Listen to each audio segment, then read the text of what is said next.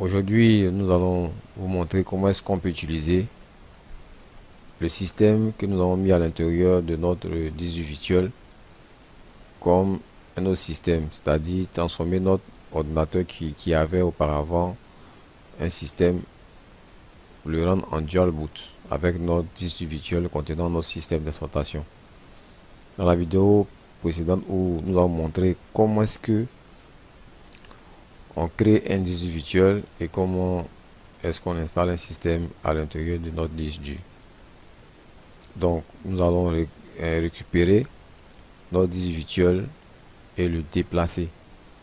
C'est-à-dire, lorsque vous voulez créer un disque virtuel, je vous le recommande de ne pas faire dans un logiciel virtuel, c'est-à-dire qui est comme VMware ou VirtualBox. Montez-le, créez-le à l'intérieur de votre disque dur physique, dans votre système physique, pas avec VMware ou autre logiciel. Pourquoi? Parce que dans notre virtuel, notre disque dur virtuel gardera la taille qu'on lui donnera, qu'on lui attribuera. C'est-à-dire si on lui a donné une taille de 40 Go, il aura toujours cette taille de 40 Go ou 60 ou 100. Alors que si nous créons notre système, notre disque virtuel dans notre système de base, c'est-à-dire lorsque nous avons fini et que nous avons redémarré, il ne prendra pas la taille que nous lui avons donnée auparavant, c'est-à-dire la taille de 40 ou bien 80 ou bien 100 Go que nous lui avons attribué auparavant. La taille sera réduite à 8 Go, 9 Go, de sorte qu'on peut le déplacer facilement, le copier dans un disque dur ou dans une clé USB à grande capacité. Et lorsque nous avons copié dans une clé, on peut facilement le déplacer et le copier dans un autre disque dur ayant un espace un peu plus grand que notre disque dur de base. Ici l'exemple, notre disque dur virtuel a une capacité de 40 Go. Donc ici, l'ordinateur que nous avons un disque dur de 60 Go et il nous reste un espace de 40. Donc je vais créer, je vais ajouter un autre disque dur.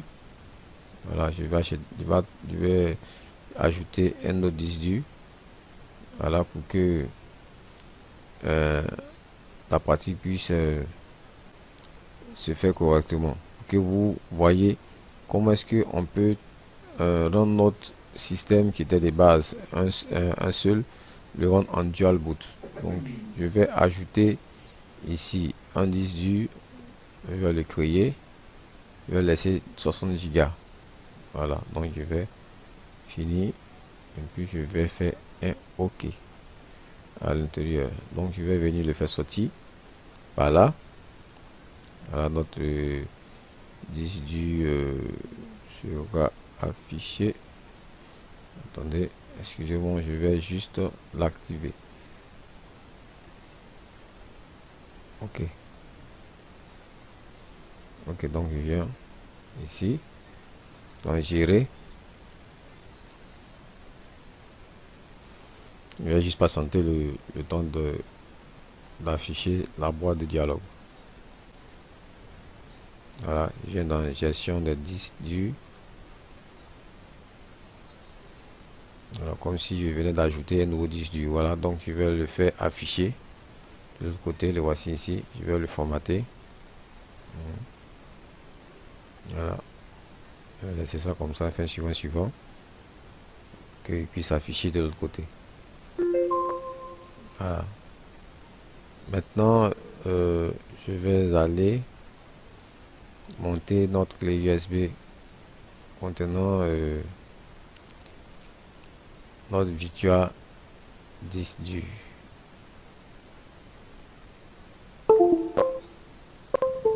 Voilà. On va juste patienter un peu. Voilà. Ici, le disque que nous voyons ici contient un système de un système Windows 7 ayant pour capacité 40 Go. Donc vous voyez, lorsque nous créons dans notre système de base, pas dans le virtuel, ici à la base, notre disque du virtuel a une capacité de 40 Go.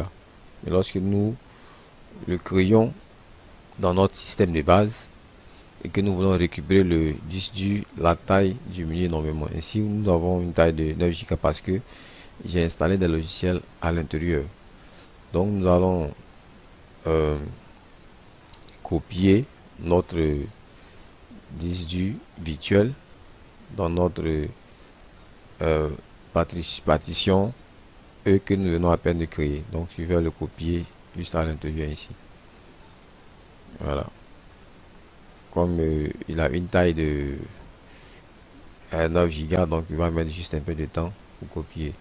Donc juste le temps aussi pour pouvoir mieux vous expliquer le concept de virtual disk. C'est-à-dire lorsque nous créons un disque virtuel, que dans le disque virtuel nous trouvons installer notre système d'exploitation, nous pouvons le déplacer facilement à notre guise. Seulement que où nous allons aller héberger notre disque dur, il faut qu'il y ait de l'espace supérieur à notre disque dur de base, non, à notre disque dur virtuel. C'est-à-dire la capacité qui va recevoir notre disque dur doit être supérieure à la capacité de notre disque dur virtuel pour que notre disque dur puisse être hébergé et se déployer tranquillement sans qu'il y ait de soucis. Parce que si à la base, comme je l'ai dit ici, il a un espace de 9 Go, mais lorsque nous allons le déployer, il va se déployer et sortir 40 Go. Donc si nous le mettons à l'intérieur d'un disque dur qui a une partition de peut-être 30 Go, il aura un problème. Il ne va pas démarrer parce que la taille de base de notre disque virtuel est plus supérieure ou grande à notre partition où nous l'avons hébergé. Donc pour héberger notre disque dur, pour le rendre en dual boot, nous devons avoir un système, pas un système, nous devons avoir un disque dur, en tout cas de grande capacité, dépassant la capacité de notre disque virtuel, pour que notre disque puisse s'asseoir tranquillement. Et ce que j'aimerais ajouter aussi, c'est que dans la vidéo précédente où nous avons montré comment est-ce que on crée un disque virtuel et y installer un système d'exploitation, nous avons dit que le disque dur peut s'augmenter au fur et à mesure. C'est-à-dire nous avons au départ ici 40 Go. Au fur et à mesure, lorsque le disque dur virtuel va commencer à se remplir, lui-même va s'étendre pour augmenter l'espace à l'intérieur jusqu'à ce que il n'y ait plus d'espace dans notre disque dur où nous avons fait héberger notre disque dur virtuel. Donc voilà, puisque ça met un peu de temps, je vais essayer de mettre peut-être une pause. Voilà, excusez-moi. Donc nous sommes pratiquement à la fin de notre copie, notre virtual disque dur à l'intérieur de notre disque dur E. Voilà. Ok, c'est fini. Donc pour que vous voyez que c'est, voilà, nous avons notre clé USB ici, notre disque dur. Donc nous allons maintenant attacher notre disque dur virtuel. Voilà, donc pour ce faire, nous venons sur ce PC, un clic droit sur gérer, nous patientons un peu. Voilà, après nous venons sur gestion des disques durs, nous faisons un clic dessus, nous patientons. Voilà, ici il a listé les différents disques durs installés sur l'ordinateur. Donc nous allons maintenant attacher notre disque dur virtuel contenu dans notre partition F. Donc nous faisons un clic droit là-dessus et nous venons sur attacher un disque dur virtuel. Cliquons là-dessus, faisons parcourir, nous venons dans F, nous venons dans F ici, dans VHD, Nous sélectionnons, nous faisons ouvrir et OK. Il va monter le disque dur. OK, c'est monté. Avec la lettre H comme extension. Voilà, donc je vais fermer ici, je vais fermer là. Voilà, donc nous avons notre disque dur ici contenant notre système d'exploitation Windows 7 dans notre disque dur virtuel. Bon, maintenant nous allons monter notre système dans notre ordinateur maintenant pour que ça fasse un dual boot. Donc c'est fait, nous appuyons sur la touche du clavier Windows plus X et nous venons sur envie de commande admin. Validons par oui. Voilà. Et à l'intérieur, nous allons écrire bcd boot espace avec l'extension de notre disque virtuel H. Donc nous écrivons H /Windows et nous validons par entrée. OK. Alors c'est écrit les fichiers de démarrage ont bien été créés. Juste après ça, on ferme tout et on redémarre notre ordinateur. Voilà, je tiens à vous dire que notre disque virtuel contient déjà un système avec ma photo comme papier peint. Donc lorsque notre système Windows 7 va se lancer, vous verrez ma photo là-dessus. Donc cela veut dire que lorsque vous avez un système dans votre disque virtuel et que vous la déplacez, vous déplacez votre disque plutôt, excusez-moi, voilà, il se déplace avec tout le contenu. Si l'antivirus est installé à l'intérieur, vous trouverez l'antivirus. Si vous avez des applications installées, vous trouverez aussi cette application. Votre papier peint qui était à l'origine de l'autre côté se déplace aussi avec.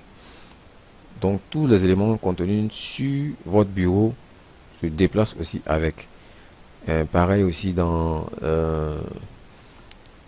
mes documents, images, c'est-à-dire là, je vais vous montrer tous vos données qui sont contenues à l'intérieur ici se déplacent avec votre disque virtuel. Donc quand vous montez votre disque virtuel dans un autre ordinateur, vous partez avec toutes vos informations contenues dans ce disque virtuel là. Voilà, et je dis que c'est pratique à mon niveau. Lorsque vous avez un nouveau ordinateur, vous donnez assez d'espace pour votre C qui va contenir le système de base avant de monter le système virtuel à l'intérieur. Là, le système virtuel, lorsqu'il est installé, vous pouvez l'utiliser correctement comme vous le semble être bon. Et lorsqu'il aura un problème avec ce système contenu dans ce disque virtuel là, il vous sera vraiment très facile là, de supprimer le disque dur et d'en créer un autre pour pouvoir continuer à travailler. Cela vous évitera à chaque fois de formater votre disque dur. Ça évite de formater, surtout je dis de formater les disques durs. Donc vous gagnerez en tout cas dans beaucoup de choses, parce que formater trop de disques durs, on peut créer des problèmes à la longue et ça réduit un peu l'espace aussi. Voilà, donc merci d'avoir suivi cette vidéo. N'oubliez pas de liker, d'aimer et de partager surtout. Merci et que nous soyons tous au même niveau d'information. Merci.